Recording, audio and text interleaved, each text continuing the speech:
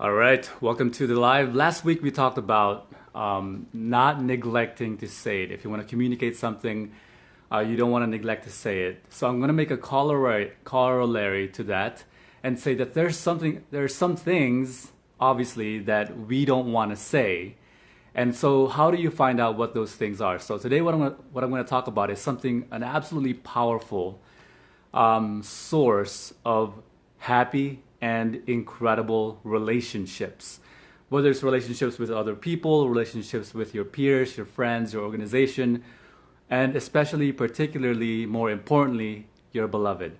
And that is non-judgmental acceptance. I'm going to talk about what it is and how I communicate it to my beloved and how you can communicate it to people in your life and in your organization and in your circles.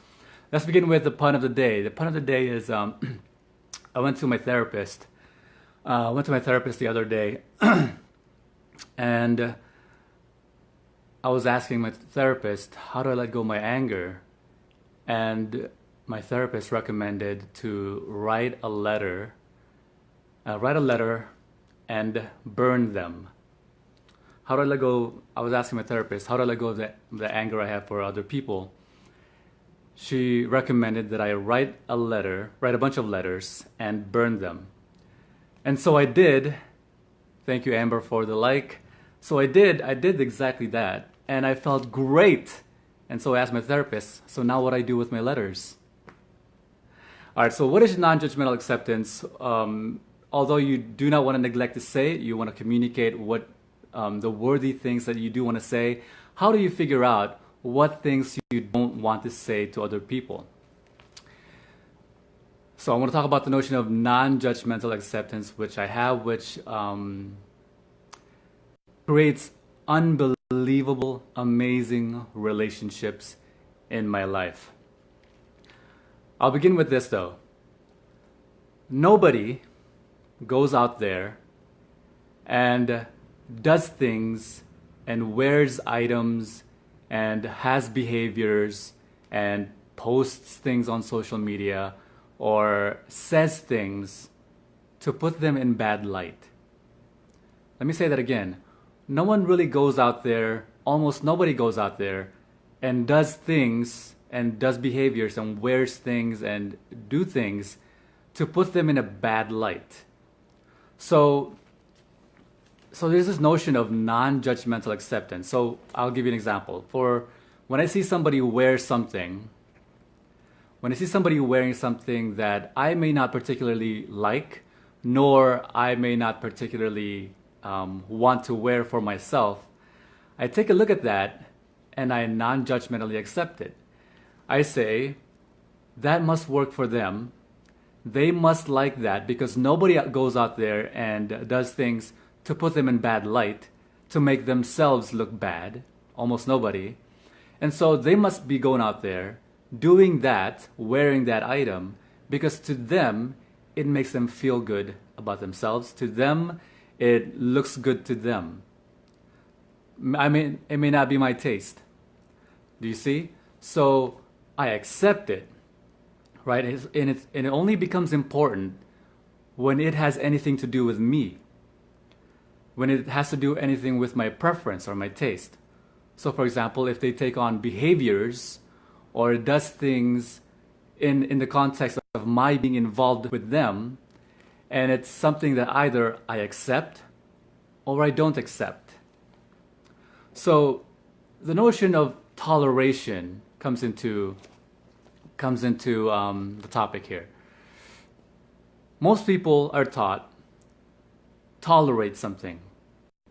To tolerate something is to arrogantly say that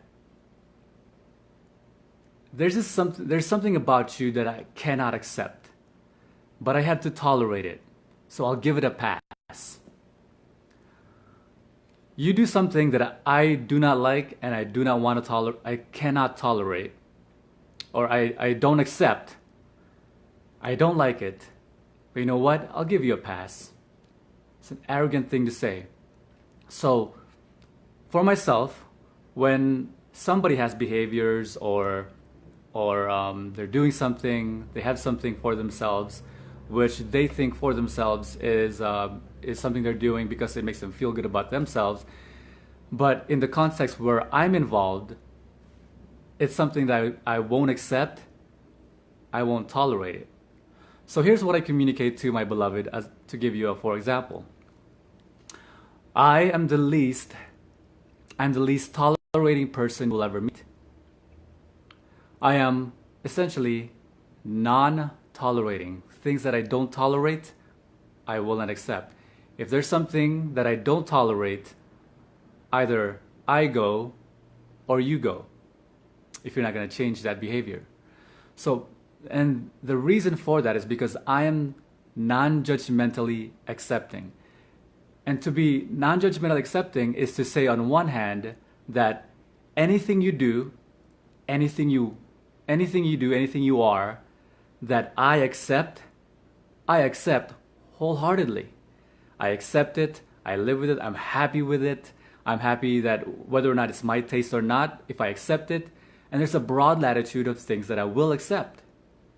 And for those that have been around me, know that I really are a broad latitude of things that I will accept, especially in relationships, which makes my relationships absolutely just amazing.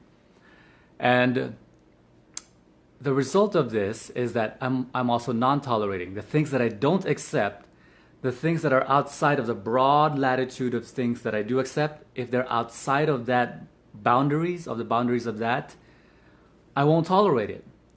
And either I go or you go. And there are very few things that I will not tolerate, such as stealing, overly lying, excessive chronic lying, any crimes. I don't like drugs around me, don't like excessive drinking around me, don't like disrespectful behavior, and more, hey Christina, how are you? And I don't like being and feeling taken for granted, and I don't tolerate it. So the things that are outside of the things that I will accept, if they're outside of those boundaries, those are things that I will not tolerate. Either you go or I go. I see. But within those things that I do accept, I accept wholeheartedly. Your flaws, your mistakes, your errors, the tastes that are different to you, I accept it wholeheartedly and I welcome it, and you will get no judgment from me. You are completely accepted. The things that are outside of that, I will not tolerate. And that is essentially what non-judgmental acceptance is. The difference, the opposite of that, is what most people are doing. Most people are doing in the relationships, which ruins relationships, is that they tolerate bad behavior. They tolerate bad behavior, when the other person crosses their boundaries. First of all, you have to have boundaries in order for you to be able to have other people cross your boundaries. So without boundaries, then you won't be very... If you can't say no, yes doesn't really mean anything. If you don't have boundaries, the things that are in your boundaries, if you don't have boundaries of things you won't accept, then the things that you do accept don't really mean anything. Do you see?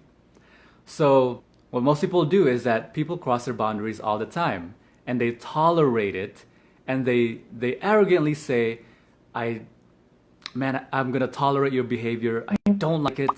I have to stand it. Christina, I don't like it. I can't stand it, but I'm gonna give it a pass. I'm gonna live with it. The opposite is true for me. To be non-judgmentally accepting is to accept the things that you appreciate about the person. You may or may not appreciate, but it's not outside of your boundaries, so you appreciate it wholeheartedly, completely, absolutely.